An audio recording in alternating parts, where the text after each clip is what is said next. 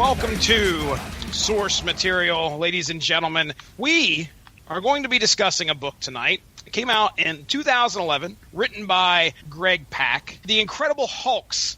So they added the S to The Incredible Hulk there a while back. And the story that we're going to be talking about, the trade, I think, is called Planet Savage. Now, this holds two stories, Planet Savage and The Spy Who Smashed Me. Mm-hmm. Now, to tell us why we're doing this book, if we have a reason. I don't know if we even have a reason how we're tying this in. Ronnie? Yeah? Is it Jurassic Park again? Jurassic World? No, this one would be Uncle Drew. Uncle Drew, okay. Now I'll defer to Mark Radulich, the patriarch of the Radulich and Broadcasting Network. Tell us what book are we doing, and are we tying this in with anything? Are we just not doing intros anymore? I'm going to demand that you do proper introductions to the panel, sir. Ronnie Adam, are you ready to discuss The Incredible Hulks this evening? I'm ready as I ever am on this show. Mark Radulich, Hulk Smash. Are you ready? So, Jesse, would you like to know why we're reviewing The Incredible Hulk's Planet Savage trade paperback? Yes, sir. Please. Because I really like the second half of the book, The Spy Who Smashed Me.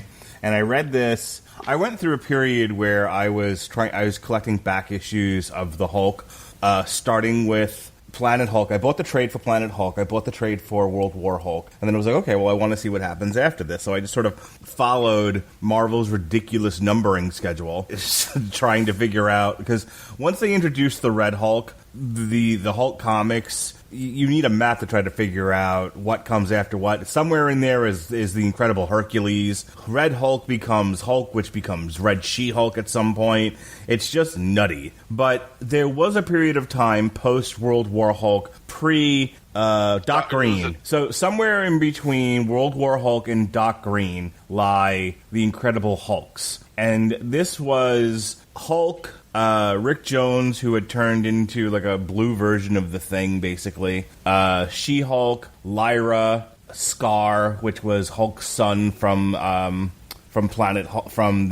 aftermath of Planet Hulk. Betty Ross, who was Red She-Hulk, and there was this ongoing story of like the Hulk and his family around him. It was sort of the precursor to the animated series Hulk and the Agents of Smash. Some of the stories were better than others, and this went on for a while until they finally ended that series and then restarted it again with a different iteration of the Hulk. Among all the stories that I read, my favorite one was the Hulk as an international super spy, and that story was called The Spy Who Smashed Me. And there's one of the individual comics was actually called Live and Let Smash. So these are all obviously takeoff of James Bond titles, and I thought it was hilarious. And I think the frustration for me was this was shortly after I read all these issues. I got into the Movie Fights podcast from Screen Junkies. There was this one conversation about the Hulk that they were having, and one of the guys was making the argument that the only good story you could possibly ever make with the Hulk is Planet Hulk, and after that there's nothing. And I thought, nope, you clearly don't understand the Hulk character, nor have you read enough of his stuff, because The Spy Who Smashed Me screams, make a movie out of me. Okay, all right, well, let's go ahead. I just want to make it clear, we are not synergizing with any films. Okay, so this is just random one-off Mark Radulich pick, right? Yep, it was. Well, I can tell you in January of this year, December, January, Ronnie, Jesse, and I looked at my Amazon wish list and picked what we were going to do for 2018. Some of the stuff had already been picked because we were synergizing with movies, obviously. But then there was like, hey guys, what do you guys want to review this year? And Ronnie's like, I don't like schedules. And Jesse that's said, not fair to say. And Jesse said, I don't know, I'm just a girl. I don't know how to do math. So it was left to me. The correct quote is, I don't care. As many girls say. I'll do anything, whatever. I'm just a girl. So it was left to me to devise. That's how I remember the story. So it was left to me. You don't remember things right. To devise this. See, now I'm in a much better mood. To devise to devise the schedule, and I said, well, one of the stories that I wanted to do was The Spy Who Smashed Me, and that takes us to today. Okay. We're going to break it up. We'll talk about Planet Savage first, and then we'll kind of throw our comments out about that, and then we'll do The Spy Who Smashed Me, and we'll discuss that, and then we'll call it a night. So, again, both these stories written by Greg Pak. The first set of stories went through issues 623 through issue 625. So it was a 3-issue story called Planet Savage. And pencils are by Dale Eaglesham. Eaglesham? Oh, here we go. Dale Eaglesham. Eaglesham.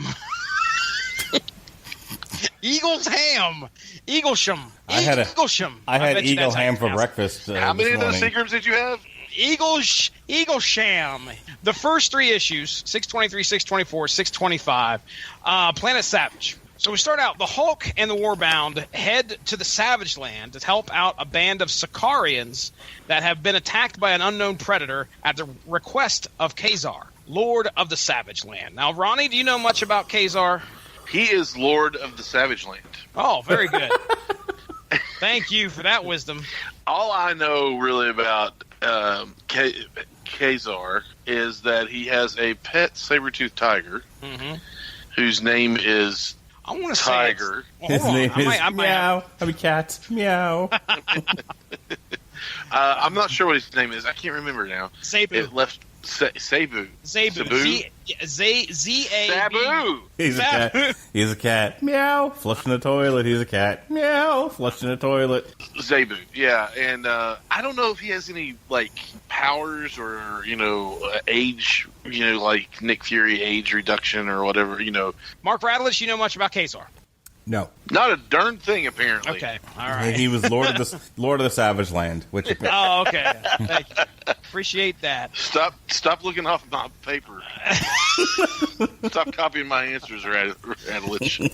So I went to the wiki here. Kazar is the name of 2 jungle-dwelling fictional comic book characters published in the United States. First, Kazar was named David Rand and debuted in 1936, first appearing in pulp magazines. And then we have the second and more prominent one, which we're talking about tonight. Kazar, originally named Kevin Plunder, first appeared in 1965. So he's been around. Of course, Savage Land, I think the X-Men. So usually that's where I'd see him pop up in. But yeah, so Kazar gets a hold of Hulk and says, hey, the band of Sakaarians that you've left here. So they got to go. Yeah, remember World War Hulk, which we haven't covered that yet, have we? We haven't touched that one. We scheduled it for our May event. Okay. All right. But we've talked about Planet Hulk and how that ended. We did a whole show on Planet Hulk, and that's what sparked the gag reel. Yes, sir. Originally, the Hulk with the Warbound brought the survivors of Sakaar down to Earth, and when Hulk went on his giant tantrum where he decided to beat the fuck out of the Marvel Universe, he brought down the Warbound were a part of it, but there were also survivors of Sakaar who were just sort of in the background, and gotcha. Eventually they found their way to the Savage Land. Okay, so it wasn't just the Warbound that were saved and coming to Sakaar, because that world was falling apart, so they brought some survivors along with them. Gotcha. All right, so there's some Sakaarians that have been attacked by some kind of beast. Kazar's gotten a hold of Hulk and said, hey, you might want to come here and help us out. We need your assistance to figure out what's going on. So when they show up and they battle this local beast, the Hulk is unknowingly tranquilized and taken from the group while everyone sleeps. Who is this strange abductor? None other than the betrayer of the Warbound, Meek. That's right. Now, if you guys remember Planet Hulk, Meek was part of the Warbound for quite a while, and then I think he was the one that caused the explosion, right? Yep. Yes. Yeah, basically he caused the planet to blow up because he got blowed up. He wanted the Hulk help with something, and I think at the end of the day, the Hulk wouldn't help him. Meek's people were basically like whatever. They couldn't, like, the Queen or whatever ended up getting killed. Yeah, there couldn't be any more of Meek's people, and Meek was like, "Well, fuck your house," and blew up the planet. That's right. But he had made it so that it looked like the Avengers did it, so that the Hulk would then go back to Earth and kill all of his friends. So I just want to point something out here as I'm reading this issue and I get to the end and we find out it's Meek. The first comment and the only comment at the end of this issue was, I thought Meek was fucking dead. So I was sitting there thinking, well, I can't recall if that happened. I mean, I don't remember that happening at the end of Planet Hulk. Does that happen in... No, Meek was part of the Warbound. Meek was part of the Warbound. Hulk doesn't... That's kind of how World War Hulk ends. It's like issues 1 through 4, Hulk kills everybody. Issue 5, he finds out that Meek's the one that did it and goes, oh, my bad. Sorry. And just walks off to prison. He obviously doesn't kill Meek then. No. Okay. All right. Well, all right. So here, Meek then confronts the rest of the Warbound before retreating, while Hulk attempts to escape Meek's lair. After briefly turning into Banner, Hulk makes his way out to meet back up with the Warbound to find out that some of Meek's bugs have burrowed their way into Hulk's body and somehow have bonded with his heart. At the end of the issue, Hulk is whisked away again by more of Meek's bugs, and we find that Meek is planning on using the bonded larvae inside of Hulk to control him. Also, I think Meek has some kind of chemical brainwashing capability in order to make Hulk do some things that he doesn't want to do. But either way, the Hulk's not doing so well, as he's got kind of like an infestation inside of him right now. Yeah, I hate it when that happens. It's bad stuff. Issue 625, Meek sends Hulk after the Warbound. So yes, this brainwashed Hulk goes after the Warbound. Now, I've used the term Warbound quite a few times here, and we kind of explain who they are, but this is a group of people that came from Sakaar, or Planet Hulk, with the Hulk back to Earth, consisting of a few key players, and I'll just kind of run down through them here. We've got my favorite character, and probably a lot of everybody else's, Korg. Korg is much different, though. Yeah, in the comics compared to definitely Thor Ragnarok. So if you're not familiar with Korg in the comic books, and you're only going by what you saw in Ragnarok, you're probably going to be a little bit disappointed because he's a much more he's kind of serious. He's reserved, books. Yeah. He's definitely much more reserved. Yeah, he's definitely not piss off Ghost. Yeah, he's not. He's not a punchline. No, he's not. He's not from New Zealand either. And then we have the no-name Brood character, which, if again, back to the X-Men comics, if you're familiar with that villain, the villainous hive of Brood, there was a member of the Brood part of the Warbound. So, not evil in any way as far as we could tell. Pretty stout when it comes to fighting. Then we have a warrior by the name of Elo Kaifi. Then I want to talk real quick about Scar. Mark, he's pretty important in here. We just kind of touched on him being the son of the Hulk, which at the end of Planet Hulk, oh my goodness, I can't remember what his wife's name was. I know it was something strange. All right, so at the end of Planet Hulk, Hulk and his new queen, they be fucking, and she got pregnant with the Hulk's baby. Well, that's what they did.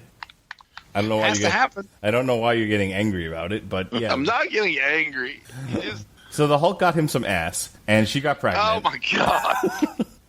And then the planet blowed up, and the Hulk loaded up the ship and went down to New York to go to kill the Avengers. What he didn't realize was that he left that his unborn child was like still connected to the planet. And I didn't read the miniseries Son of Sakaar, or whatever it was called, that explained this in greater detail. But basically, Hulk's unborn child was connected to the planet, and while the planet was mostly dead, it was still somewhat there. And he actually was birthed. ripping apart at one point, but yeah. He actually birthed. Jesse didn't get the Monty Python reference. He actually was birthed, and he grew up on this abandoned planet, which is why initially he hated the Hulk for abandoning him. And somehow or other, Banner and Scar are able to get together, and they form somewhat of a bond. And Scar and Hulk have somewhat of a relationship. many issues from now, Doc Green is going to depower him and send him to college. Okay. Depower him? Yeah, he de-hulks him. I don't understand. Well, that's a story for another day. Don't try to wrap your noggin around it. It's not that hard. Doc Green figures out the formula to de-hulk people, and he realizes that the world would be a safer place if there were no Hulks. So he literally depowers Rick Jones. He depowers Scar. He depowers. I can't remember if he depowers Lyra or not. He depowers Betty. I think in the final issue he depowers the Red Hulk. The only one that he leaves still hulked out is She-Hulk and Jennifer, and then he admits to her, and this is right before Secret Wars, and this is actually right before time runs out in Secret Wars, that the extremis, which is what made him into Doc Green and what saved him after he got shot in the head, is actually killing him, and he was gonna die, and that she'd be the only Hulk left. And then Secret Wars happened, and now we're back to Korean Hulks. Okay. No, we're back to regular Hulk too.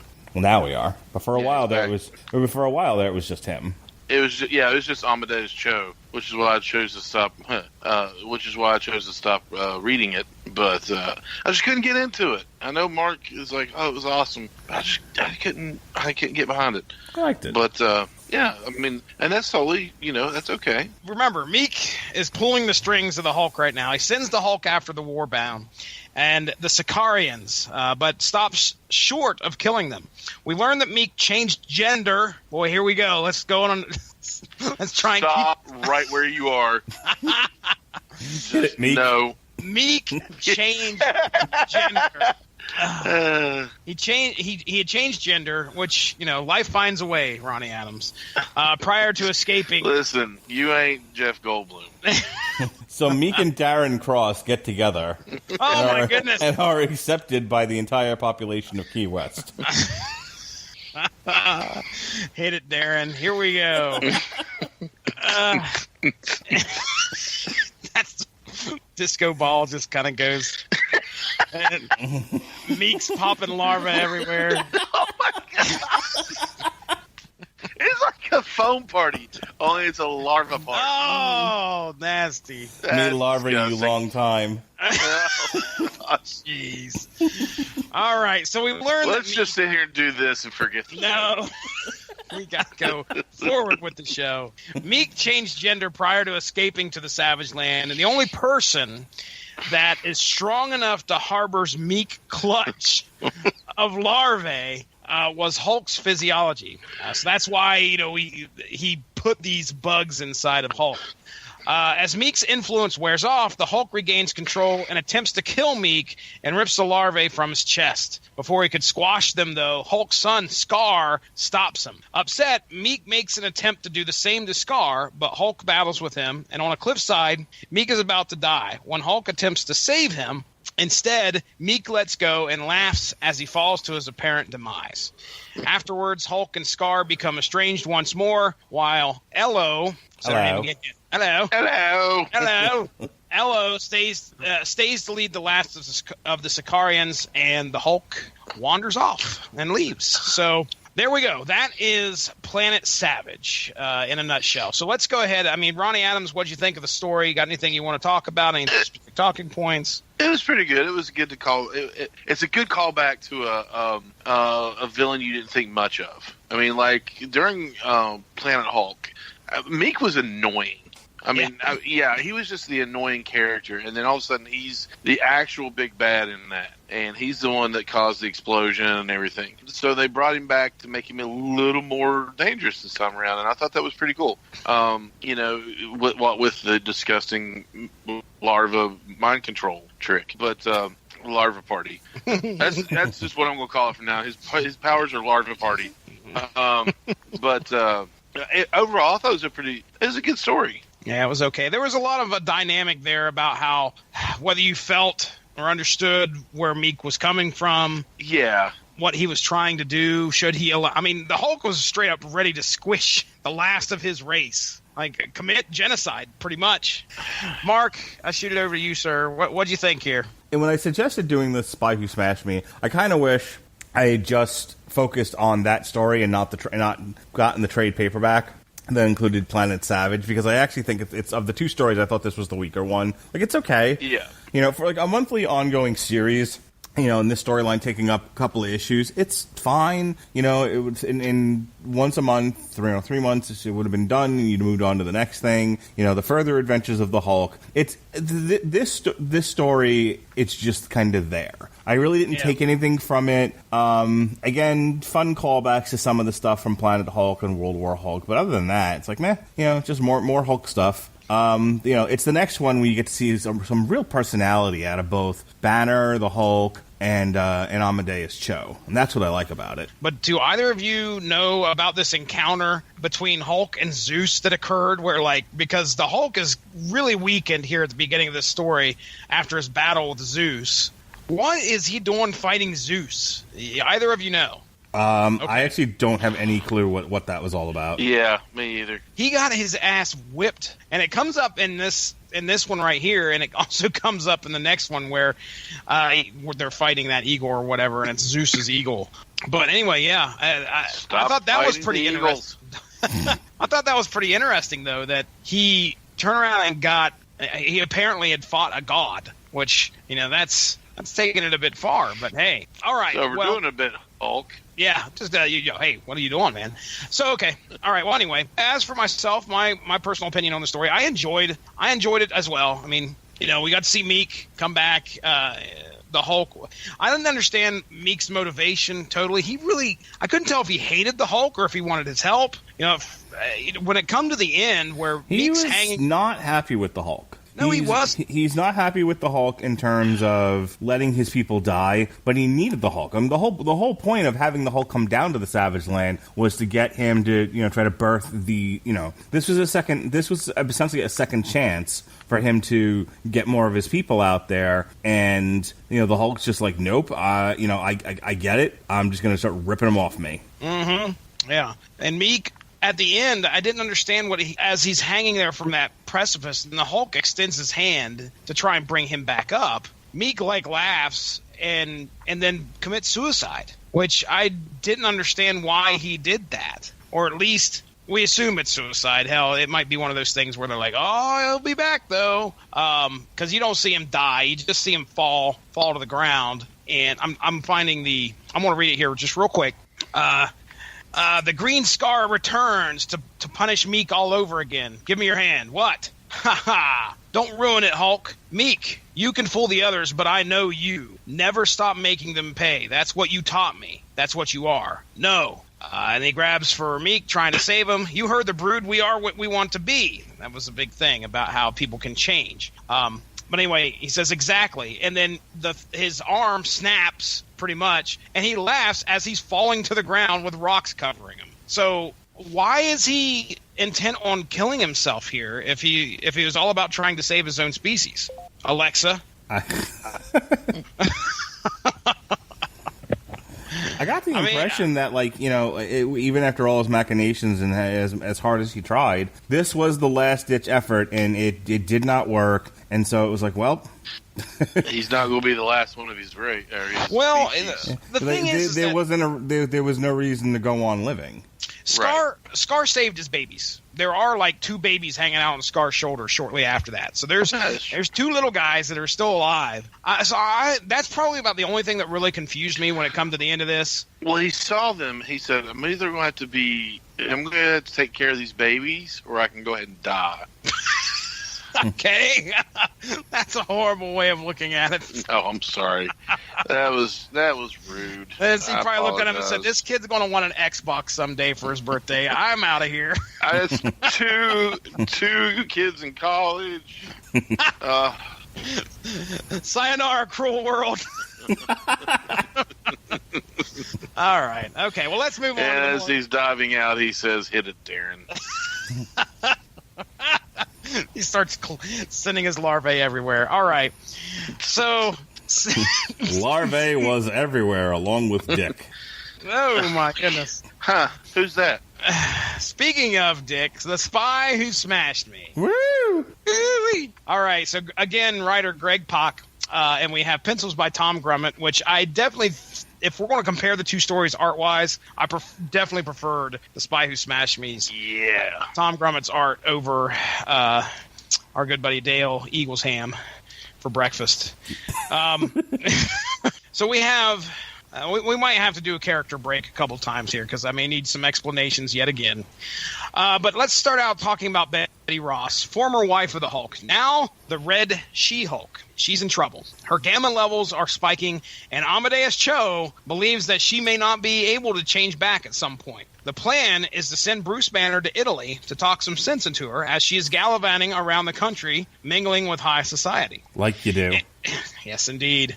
Enter Tyrannus, one of Hulk's oldest enemies, who apparently is Betty's +1 to this event. This doesn't sit so well with Bruce, and the Hulk soon emerges, leaving the party only to later see an unconscious Betty in Tyrannus's arms. Hulk leaps into action. Seeing, I'm putting that in quotes, Betty being put into a vault, the Hulk rips it open, only to find that Betty was never in there. But instead, working with Tyrannus, they had baited the Hulk into ripping open the vault in order for them to reach Pandora's box. All right. Now let's just do a character break real quick, and I want to talk about Red She-Hulk because again, I checked out when all these different color Hulks started happening. Mark, Betty Ross, Betty Banner, Red She-Hulk. Can you kind of give us an idea of her character? And because I noticed that there is definitely two different distinct personalities, it feels like here. While they're one and the same person, very much reflect the Hulk and Bruce Banner, where obviously the Hulk is a lot more savage, more brutish than the intellectual Bruce Banner. Is that what we get with the Red She-Hulk here? Okay, well, it's important to kind of understand where the Red She-Hulk came from. The Red She-Hulk is obviously Betty Ross. She was an experiment by the intelligentsia, which is the leader, MODOK, the Thinker, if I remember correctly. I can't remember who else was in the intelligentsia. That might have been it. In the Monsters Unleashed that I just read, Mr. Sinister is with them as well. But long story short, too late. They experiment on Betty because the real trick is to turn General Ross into the Red Hulk. But they try the experiment on Betty first to see if it's going to work. And I can't remember if he knew that was going to happen or if he didn't realize the intelligentsia was doing that. It's been so long since I've read any of the Red Hulk stuff that I just don't. I'd have to go back and look. But she didn't know she was being experimented on. You know, if you know anything about Betty Ross, she's been turned into a harpy at one point, and she's had all of this strife and all of these problems throughout the years dealing with her dad and Banner. That it's basically like the Red She-Hulk is basically Betty just turned up a notch. Okay. It's not unlike the Hulk, which is a separate personality from Banner. The Red She-Hulk, as I understood it, was kind of like Stone Cold Steve Austin and Steve Williams, which is basically this is who I really am turned up to 11. That's the Red She-Hulk, and she really begins to enjoy this version of herself because now she's not a victim and she can fight for herself and she can assert herself in ways she was never able to before. By the same token, as much as Bruce is still in love with her and wants her back, she's like, after everything that's happened, I don't know if I even want to be with you. And so that's kind of the dynamic there. Is she's sort of like she's finally like a free woman, and she's kind of sowing her oats. All Bruce wants to do is get her back, and she's like, nah, I'm finally free. I don't want to be tied down by you. So she's liberated in this form. Yes. Would you say? Okay. Very much All right. so. All right. And done burnt her bra. I don't know what's did wrong that happen with me. in the Hulk comics? Well, if you can tell by the outfit, she ain't wearing no bra. Oh my goodness. So yeah, here she change willingly? Because I see that happen a couple times throughout the book. But what they explain throughout the book, though, is that if she changes too many times, eventually she's going to get stuck as the Red She-Hulk. Exactly. Which never happens because Doc Green will eventually depower her. Amadeus Cho is seeing these gamma levels spike, and of course we want to try and save her from becoming this crazy Red She-Hulk for the rest of her life. So yes, but here she is palling around with Tyrannus. Now, Mark, is this a character that you have encountered in your reading before? No, it's funny. It was like I am one of your oldest enemies, and I'm like, the Abomination? No clue. Okay, well, we'll head to the wiki here, and we'll break it down. Tyrannus, his first appearance was Incredible Hulk number 5 in January of 1963. So he is, as we find out through the book, they do a good job of explaining, of course, what he is. He has, he was a Roman emperor at one point. Now, I definitely wanted to check into the powers and abilities of this guy because some strange shit happens as we talk about as we go through this book here. Tyrannus was granted superhuman longevity and youth after drinking from the Fountain of Youth in Subterranea. He is dependent on this Fountain of Youth to maintain his youth and immortality. Possesses various lingering psionic abilities after his merger with the Cobalt Flame of Life in El Dorado, including telepathy, mind control of others, and the ability to drain the life force of others. He is an extraordinary scientific genius that Bruce Banner has acknowledged as superior to himself and has achieved mastery of the advanced technology of the Deviants, which he found in Subterranea, upon which he has made further advances. Tyrannus has limited mystic knowledge of sorcery. So, okay. All right, so yeah, Red She-Hulk's now palling around with one of his oldest enemies, and the Hulk is tricked into ripping open this vault, and here sits this urn.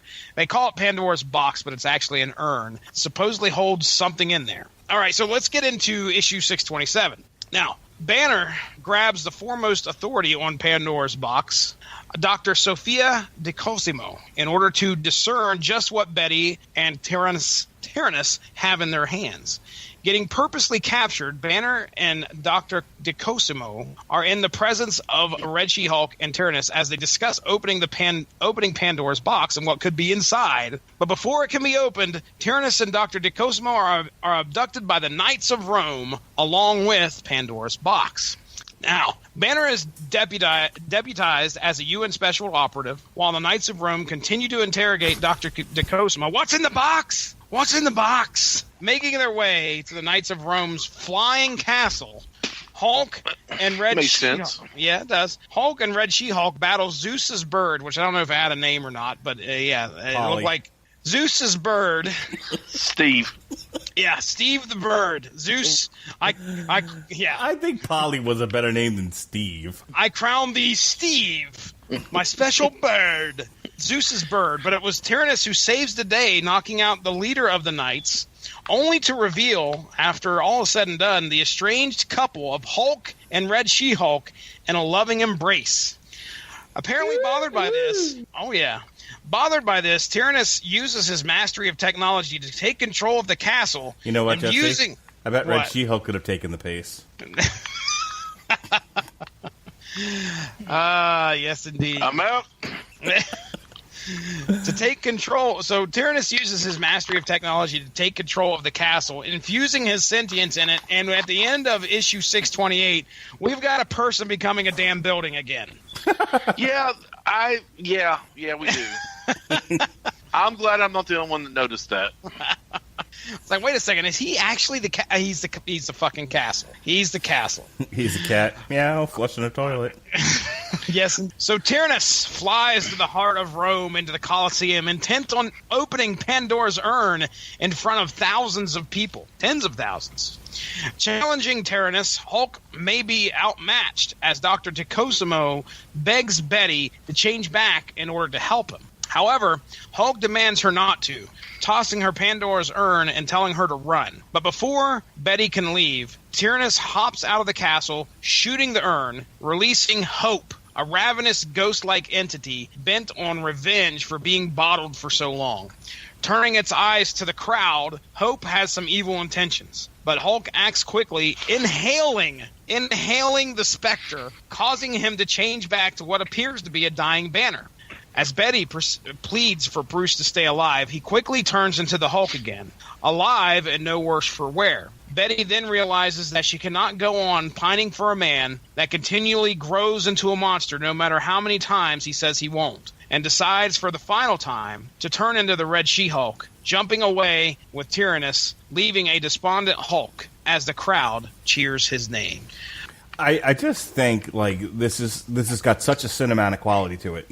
First you have a fairly intelligent Hulk. You have Banner with Banner isn't the whimpering, oh please, I just want to be left alone. You have no idea. Like I just watched Hulk versus, which is two movies sort of cut together. It's Hulk versus Thor and then Hulk versus Wolverine. And in both cases, Banner is just this simpering wimp. And, he's just so afraid of the Hulk's power and everything else. It's fun to see Banner actually assert himself as both a scientist, and a bit of an action hero. I mean, he has, and they mentioned it a couple of times. I don't know if you picked up on it, but he kept saying like Banner Tech Shield. Like during his time, after World War Hulk, he invented a whole bunch of stuff. Like he was basically given a lab, and I want to say this also came up during his adventures with Scar when he wasn't turning into the Hulk, where he knew that the only way to survive was to use technology. So he created a whole bunch of inventions to help him in his journeys, and that all became Banner Tech. So that's fun for me, and I would love to see this iteration of Banner in the Avengers movies and then the Marvel Cinematic Universe. I actually think Mark Ruffalo would do well with. Because I've kind of gotten annoyed with how Mark Ruffalo portrays Banner as, kind of an idiot. But I'd like to actually see him be like suave and smooth, and and be assertive, and then it's really a love story. The Hulk went after Betty because he loves her and he wants her to come back to him, and she has always just wanted peace. And because the Hulk was on the run from her father, or was an Avenger, or was in the microverse, or was on there's always something happening that got between Betty and Banner. She's tired of it. Like I said before, she's had enough. And so now she has this ability. She's indestructible, just like the Hulk is. She's like, fuck it, I'm gonna go have some fun. I'm gonna live a life and stop, and all Banner wants to do is protect her. And she's like, I don't want to be protected. I want to use this ability that I've got. So that's all the stuff I thought was fun about this. And I thought the idea of they use Pandora's box in the second Tomb Raider movie. It's not, but I like the idea of instead of it being like a super weapon or some sort of like a chemical weapon or whatever, that all Tyrannus wanted to do was give the world hope. Yeah. He was acting with good intentions. Yeah, I didn't really. Well, I don't know. I mean, they paint him as kind of the villain at the beginning. Tyrannus was an interesting character. At the end, he's Red She-Hulk's boyfriend, I assume now, or at least her man thing. Well, wait a second, and that's another Marvel her boy character. Toy. Boy toy. There we go. Not a man thing, a boy toy. But I felt sorry for Hulk. But right there at the end of that issue where, as she decides to turn into the Red She-Hulk, she looks at him. I want to kind of read that because it was an interesting exchange. She's like, for once, don't smash. And he's like, I have to. Yeah. And it's like, it's one of those where you can see both sides of it. He has an obligation to do the right thing, even at personal cost. And she's like, that's fine. That's all you. I don't have to be with you, and I don't have to do it. I'm not obligated to anybody, and I'm not obligated to anything. And that's it's a selfish perspective, but it's a real perspective that some people have. Yeah, so many promises every single time. I love you, love you, love you. But then the world needs saving or smashing. Doesn't matter, because there you are again, giant and green and furious, and this will never, ever change. Hope, no, hell. So this is it. I can't. She can't. And then she changes into Red She-Hulk, and she says, Betty can't take it, so I guess it's up to me. Only problem is, I don't care. And then Green Hulk looks at her and says, and you think I do? And you're like, man, you really wanted Betty. If there's any romance that I've always kind of wanted to work, there's plenty of characters out there, but I've always wanted Bruce Banner and Betty Ross to somehow hit it off and stay together. That's been played throughout the Incredible Hulk. There is a point in part of this run where they are okay, and and I think they're like living on an island or whatever. And I think eventually she's just like, I can't do this with you, and just leaves. Oh, wow. Yeah. That's rough. Yeah, she's always been my least favorite comic book wife, girlfriend, whatever. Oh, really? Yeah, she's no Mary Jane. Too wishy-washy? She's not. Yeah, she's too wishy-washy, man, and kind of hypocritical, to be honest with you. Mm-hmm. She doesn't want him to turn into the Hulk, and she's like, I just can't cope with it. So she turns into the Hulk. And that's the other weird thing about this, is that the Hulk, used to be interpreted as an extension of Banner's personality, and has now been described as sort of a personality all its own. And it's so funny because, like, Banner, after all these years, all these decades of being a comic book character, is portrayed as singularly in love with this one woman, and despite all odds trying to make it work. And then, he has this split personality, where the Hulk comes out and he's like, yeah, I don't care about Betty. That isn't the way it used to be. The Hulk actually would be calmed, but it's kind of the relationship with Betty that the cinematic universe Hulk has with Black Widow. Sounds real low, big guy. But again, I would actually love to see this fleshed out a little bit more and on screen. You would need a movie before this, sort of turning her, dealing with the Red Hulks and all of that, which is fine. But I think a movie where that picks up with the Red Hulk, with the Red She-Hulk sowing her oats and just trying to live her life, and this guy chasing after her, and have them in the tuxedos and the evening gowns and dancing, and for a moment just being human. I think that would be awesome on screen. Mm-hmm. Ronnie, what did you think of the book, man? This book went completely in left field for me. Okay. I did not see flying castles and all that kind of stuff. Yeah, then there's that part of it. Guard. Yeah. I was like, oh, well, there's that. Okay. Other than, that happening, I enjoyed the book overall. I want to step in here real quick. There's two over-the-top moments, okay? The one you've already talked about, the castle, for sure. That the Tyrannus becoming the castle was kind of crazy. The other thing was this big bad that comes out of Pandora's box is killed by Hulk breathing it in. Yeah, that was weird too. I was like, but that's not unheard of. The Hulk has been described as being able to defeat my enemies all the time. You're not made of radiation, sir, and that's the biggest Hulk. The biggest hook of this whole book for me was like, what is inside Pandora's box? Oh, damn, it's going to be huge, and it's killed within two... It's fucking Galactus from the... yeah. So, no, it's killed within 2 or 3 pages. I'm like, this is a villain or something that I thought would be... it would be something that would be tough to reckon with, but nope. The Hulk inhales it, breathes it in, and then I thought, oh shit, he's dead. Nope, just turns into Banner and then comes right back out, and then he's fine. Okay, well, that's a little over the top, but whatever. It's fine. Go ahead, Ronnie. What, Mark? It's fine? It's fine. Yeah, you're biased. Go ahead, Ronnie.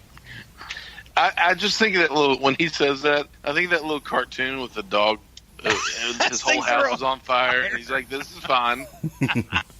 Like fucking American Dad, it's fine.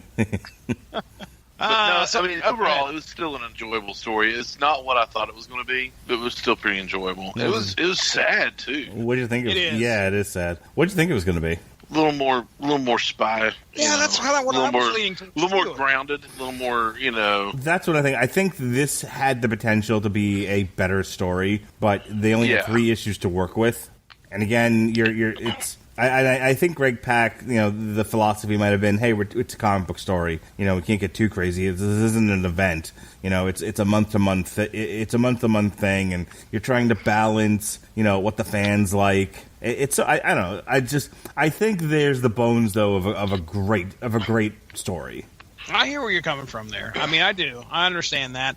There's the love story between Betty, Red She-Hulk, and Bruce, and I mean, here you pretty much have 4 people that you've got to write the story for. Who, Red She-Hulk and Hulk at one point are all over each other. And I don't know if it's right at the end as the bird gets killed, they're kissing and smooching and are all over each other. Sure. And then at the end they can't stand. Yeah, Steve, forgot his name.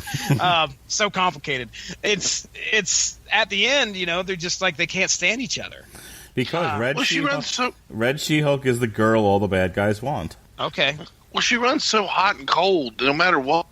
Back in the 90s, they were having marital problems. When I was reading Hulk on the regular one, he's part of the Pantheon, and it was Smart Green Hulk, and he was still really, really strong and really, really smart. There's always been like dumb Hulk, kind of smart Hulk, but Professor Hulk.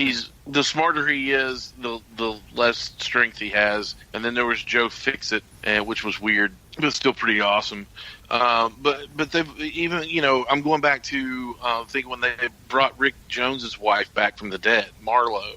She was still like on the fence about going back, and it was just so. That's why I don't like her. I'm like, dude, it's just one of those things. Do you or don't you? Stop dragging this man's heart around. Right. And as silly as it sounds, because it's just a comic book, it's the truth. I was invested in these characters, and I'm like, no, you either you do or you don't.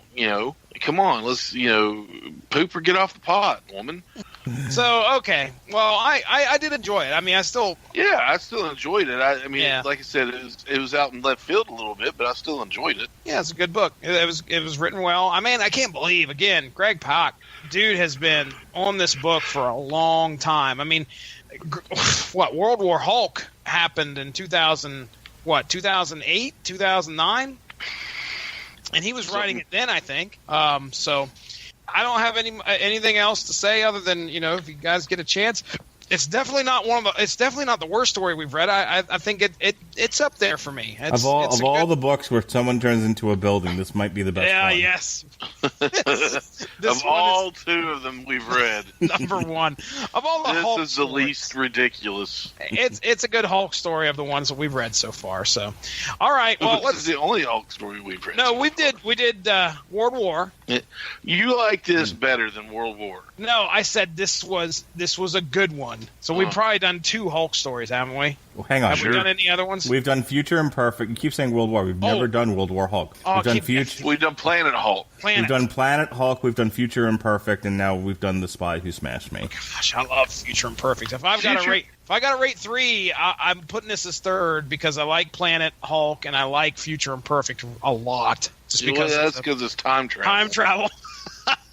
It's number weirdo. 1, sir. It's number 1, sir. Mark Radulich, I'm going to turn you loose on plugs first, bro. Let's hear what's coming up for the Radulich in Broadcasting Network. All right. When you hear this on the Radulich Broadcasting Network, it will be July 16th.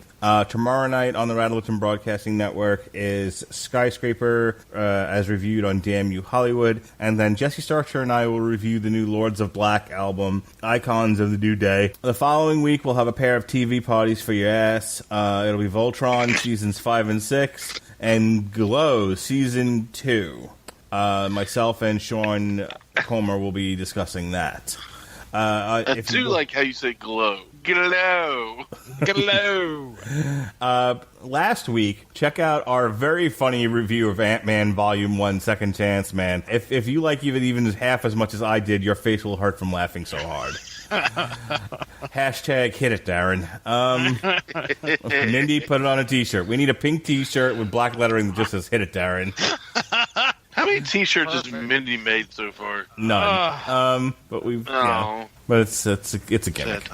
Anyway, and then on the Metal Hammer of Doom, I know this. Jesse Starcher and I, we talked about big tings. Skindred, big tings, Jesse Starcher. That's right, baby.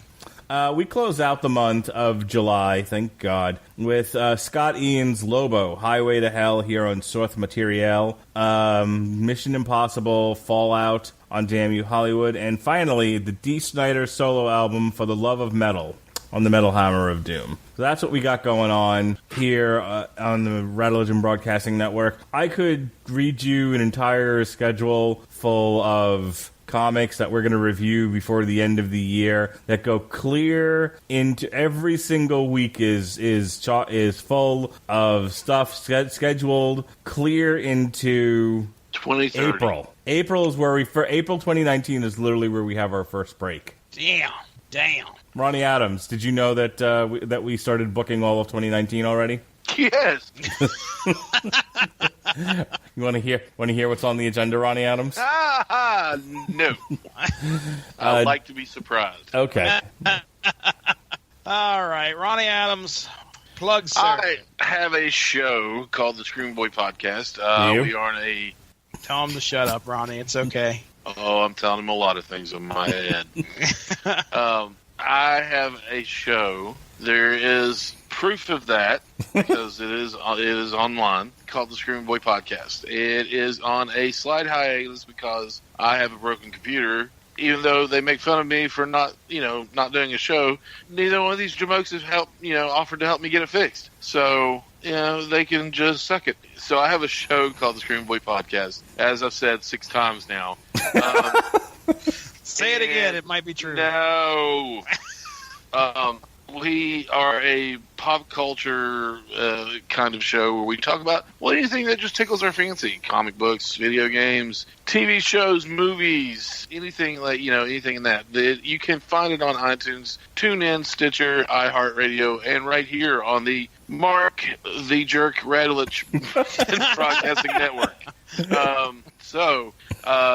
The last 2 episodes that we did were, they were Radulich and Broadcasting Network exclusives to this network. That's right. We talked about the last days of Toys R Us, and then we talked about the subject that raises the blood pressure of the disapproving dad, Justice Archer, ever so high, and that is Movie Pass. What's up with Movie Pass? So those shows were actually a lot of fun. You can find it here on the network. We have, Facebook page, Instagram, Twitter, the whole nine on social media. So look on there, find us, like us, subscribe. I will be going to Raleigh SuperCon at the end of this month, so be sure to check out Instagram for a lot of cool pictures. I'm actually have plans to meet Daniel LaRusso himself, Ralph Macchio, and the gentleman who his name escapes me for right now, and I apologize to him because I know he listens to this. Oh, God, really? No, he does not. But he played Johnny Lawrence in William Zabka, I think. Yeah, William Zabka. Yeah. He played Johnny Lawrence in The Karate Kid and the new YouTube show Cobra Kai. So I have plans on meeting them and getting their autographs on their respective headbands. So that's going to be a lot of fun. Lots of stars there. There's going to be lots of pictures, lots of good cosplayers going to be there, good comic book deals, the whole nine. So I'm pretty pumped about that. So make sure to check out Instagram. Follow us on there for a lot of cool pictures. Ladies and gentlemen, go give the Radulich in Broadcasting Network Facebook page a like to stay up on top of all the great podcasts that we have to offer. There's plenty of great content over there. We talk comics, we talk MMA, we talk wrestling, we talk metal, we also talk TV, movies, just all sorts of fun topics. You could subscribe and probably get at least 3 or 4 shows a week. No doubt about it. I would like to point out that we have the Metal Hammer of Doom extras that me and Mark put some time into every Sunday, where we discuss some songs, we discuss some videos of the upcoming artists that we're going to be talking about on Metal Hammer of Doom. Mark Radulich mentioned Skindred. Well, we've got 3 videos out there that we've watched and commented over for Skindred. So if you have the chance, you can check that out. It should be loading here about 3 o'clock p.m. I know one dropped Monday, which is today. No, well, whatever. Monday, Tuesday, Wednesday is usually when you can find it, about 3 p.m. Or you can go to the Source Material YouTube page and find all the videos there along with our commentary, so you can watch and listen and have a great time. I do want to give a shout-out to Pat Mullen, who joined me for our discussion on the Sega CD playthrough that we did for Ultraverse's Prime. Ultraverse celebrated their 25-year anniversary there in June with the first wave of titles, Ultraverse titles, hitting back in 1993. So I decided that I would like to watch a playthrough of a video game that I never even knew existed. So Pat joined me on that. Granted, the playthrough was kind of mediocre, but we had a good, fun time discussing things that were going on in front of us. And, of course, the epic 7-minute song, title screen song, where Prime, for action, he was going to get himself some justice. That's right. So tune into that. That was a lot of fun. Also, I have become a member of a contributor to the Unspoken Decade. So at some point here, there should be a Ultra Force article going up about the Ultra Force cartoon. That I sat down on my week's vacation and watched all 13 episodes of the Ultra Force cartoon that came out in 1994. 1995. Came out in 1995, just before Marvel actually bought the Ultraverse property from Malibu. So, yes, that may possibly be going up here. I know I've got half of it done, and our good buddy Dean Compton's got to get me access to the website. First thing I've ever written, so if it's good, it's great. It's just my experiences going through and detailing what I saw on each of the episodes and what I thought was interesting. Hacker Files, yes, that 1990, I think it was 1992. Series that came out from DC, that is going to, as far as I know, is still on the slate to record for the Unspoken Decade. My first ever podcast with these guys, July 22nd. So if you are a follower of the Unspoken Decade, you should see our show pop up there sometime in late July. As to whether who's editing and all that stuff, I know I'm just contributing, so I may be editing as well. I have no idea. But regardless, it's a neat series talking about some early internet stuff. That's it. It's 11:03 p.m. These boys are ready to get out of here. Ladies and gentlemen, Ronnie, that's Ronnie Adams right over there. Say goodbye, Ronnie Adams. Goodbye, Ronnie Adams. Mark Radulich, give us a goodbye, please. Be well, be safe, and behave. All right, ladies and gentlemen, this is Source Material. Have a good one. Bye-bye.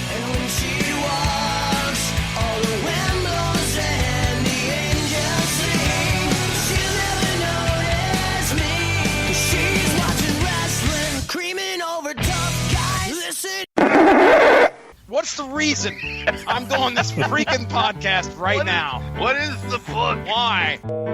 I'm only 2 trade paperbacks into the totally awesome Korean Hulk. So Okay. That isn't the proper title. It's not at all. I hope everyone was mad interested in how I plan schedules. We all know how you plan schedules because you do it on the show all the time. I believe that's in the trade paperback Avengers Changing Races. Well, I guess I'll have to... Oh, my God. I like Kimchi Hulk. Kimchi. Okay. I don't know. I'm not supposed to laugh at that. Oh, General Hulk. Okay. Dear God, man. Okay. Bunch of racists. Then there's the Egg Foo Young Hulk. Oh, no. Oh, what is happening right now? Have you had the honey chicken Hulk? Howard the Duck Sauce. Oh, no. You know, okay. Let me You say know. We know it's going to be a good one. You never played that card game in my grandmother's box? No, I have not. You've never played in my grandmother's box? I don't even want to make this joke. I do not want to make this joke. I can't believe you've never played in my grandmother's box. Everyone's played in my grandmother's box. To let you know, I've officially sounded out of this. I don't understand. What do you think is wrong with my grandmother's box? I'm sure she's a fine lady. Very upstanding, and I have nothing but the utmost respect for your grandmother, sir. I didn't make this up. I got this from somebody else. Okay, all right. Well, you need to give it back. Moving on. It's like Ronnie Adams always says, bitches be whores. Quoth the Ronnie, nevermore. Quote the Ronnie, never ever. Let's get into plugs. Let's get this shit show over with.